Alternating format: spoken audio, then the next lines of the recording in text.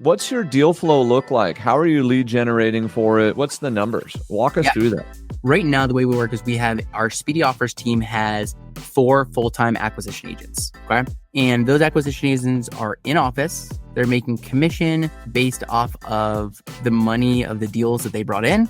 And I only stall because I don't know if I'm allowed to use the word commission, but they make money off the deals they bring in, and they are calling full-time. Make sure to not call the do not call list, but they're calling, and they're intaking mailer leads, and they're intaking online leads and SEO type leads.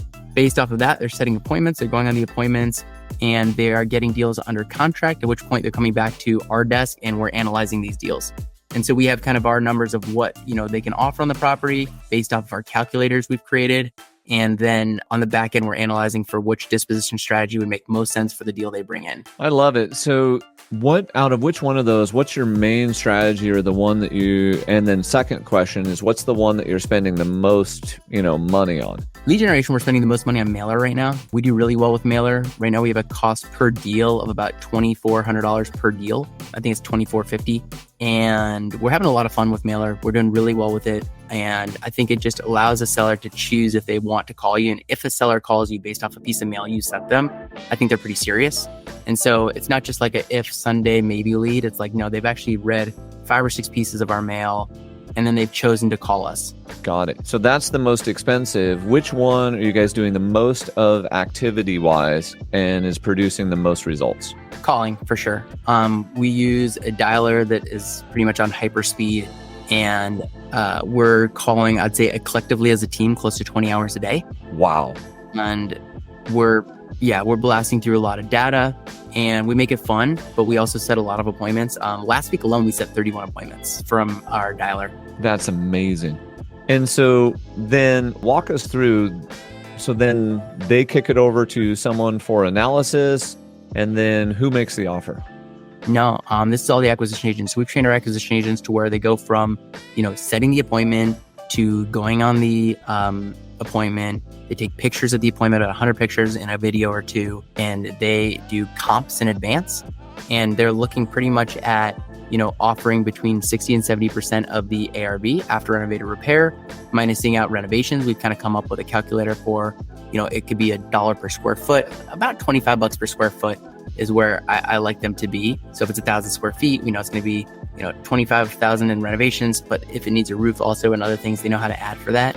And, looking at that, they make their offer. So we're typically offering about, 30% of the ARV minus renovations. Yeah, makes sense. I'll come back and be like, hey, I miscalculated this one. I misquoted this one. I didn't realize this either needed something or it's the other side. I didn't realize how well this property was maintained or the condition it was in, how updated it is. And, I misfired on this one. Can you help me analyze it? And we're always refining that, analyzing it, working on it together. It's a team game. A lot of times they're helping each other, right? They're like, hey, can you help me look at this one? I'm having a hard time with this. And, they're playing inside the MLS, Zillow, Realtor.com. We're using PropStream. We're doing the whole 9. Yeah, that makes sense. How many dials, how many appointments are generated, which generates how many contracts? And then out of those contracts, how many of those turn into closings? And then break it down into, then do they turn into flips or rentals? Like, walk us through the total funnel of kind of what that looks like for you right now. Yeah, sure. So we have a 50% appointment set to appointment gone on ratio. Gone on means that it actually happened. Appointment set is just, somebody said yes to an appointment, but then actually getting on the appointment, that's a whole nother game, right? And so 50% ratio there. So if we set, 10 appointments, we're actually only going on 5. If we go on 5 appointments, we are typically locking up 1, and then we have 1 to 2 that are like follow-ups for down the line. It's hard to count for those, really. You might have a better way of doing that, but I don't know if I can give you a ratio on the down the line business. So 10 turns into a deal typically on the dialer. If I'm looking at mailers, if we get 5 appointments or 10 appointments from mailers, we're hoping to lock up a 50% ratio of those mailer leads. On those appointments, how many of them turn into deals? So how many deals on a monthly basis are you doing total, and how many total appointments are you guys going on right now? Yeah, so again, it's going to fluctuate just like any other sales business in a month, right? So we have some weeks and some months are just gangbusters based off of effort and the market. And then we have some weeks and months where, marketing didn't hit, motivation is low, people are out of town, and stuff happens just like any other business, right? And so, which is why not just having a couple people is important. I think you need to have a minimum of, I would say, 4 to 6 salespeople, such that you can allow people to have ups and downs in their business. because that's just inevitable. If you have 1 or 2 killers, they're really great killers for probably 6 months out of the 12 months, but there's those other 6 months where they've already had big months and they're exhausted, and so it's going to ebb and flow.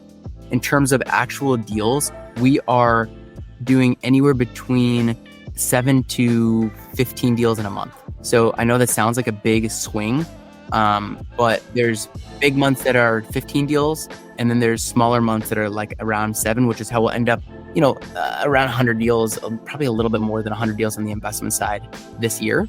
And in terms of that, the acquisition agent goes on the appointment.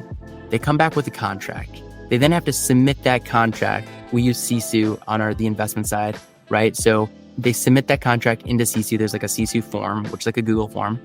It then spits to our dispositions manager, where at that point, the deal gets put into review, where we send it to the title company, right? And based off of that, we see what else needs to happen. A lot of city regulations are here in Cleveland. So does there a point of sale inspection from the city? Is there something that needs a sewer scope? Is there something that the city requires? And so we try to get that information before we make any big decisions. Then based off of that, my head of dispositions, my dispositions manager comes and says, hey, based off the deal that we have, we believe that it would make sense for 1, 2, or 3, or all 3, or all 6, whatever it is, disposition strategies, at which point I take a look at it. So I'm not really looking at anything until my disposition person comes back to me and says, hey, this one makes a ton of sense. Got it. And we set it up that way. And I've taught her to of how I want it to look and the way I want it to look. And that way, I can't get emotionally attached to the deals or too excited around the deals. Like, I've got to be the businessman here. Amen.